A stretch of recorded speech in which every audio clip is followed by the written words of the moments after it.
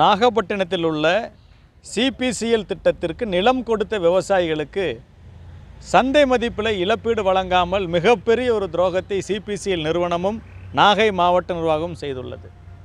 அதோடு பாதிக்கப்பட்ட விவசாயிகளுக்கு, குத்தகையாளர்களுக்கு, விவசாய கூலி தொழிலாளர்களுக்கு சட்டப்படி செய்ய வேண்டிய மறுவாழ்வு மறுகுடியமர்வு பணிகளை கடந்த 1.5 ஆண்டுகளாக செய்யாமல் இழுத்தெடுத்து கொண்டே இருக்கிறார்கள்.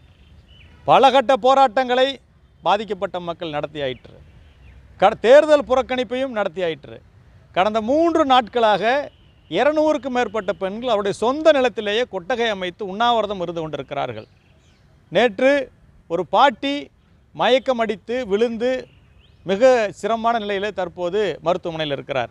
இன்று ஒரு பெண்மணி மயக்கமடைந்து விழுந்து அவரும் மருத்துவமனையில் சிகிச்சை பெற்று கொண்டிருக்கிறார்.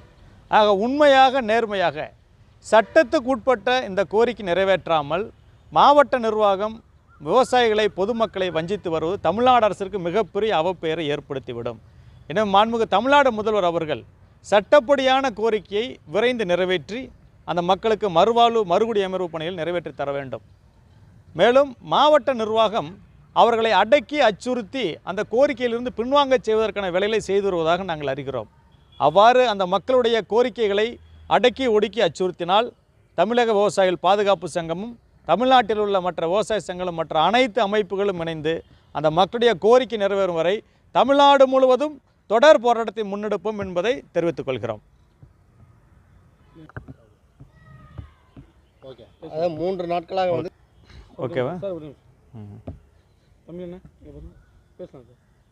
கடந்த 3 நாட்களாக உண்ணாவிரத போராட்டம் நடந்து கொண்டிருக்கிறது.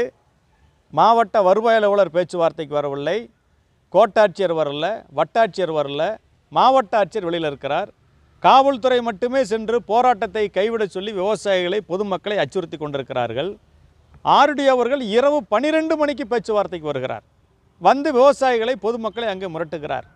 ஆக தொடர்ச்சியாக ஒரு ஜனநாயக நாட்டிலே இந்த போராட்டம் நடந்து கொண்டிருக்கிறது என்பது மிகப்பெரிய கேள்விக்குறியாக உள்ளது. தமிழ்நாடு அரசு விரைந்து இந்த பிரச்சனைக்கு பேச்சுவார்த்தை நடத்தி உரிய இழப்பீட்டுத் தொகையை அவர்களுக்கு வழங்க வேண்டுமென தமிழக விவசாயிகள் பாதுகாப்பு சங்கத்தின் சார்பில் நாங்கள் கேட்டுக்கொள்கிறோம்.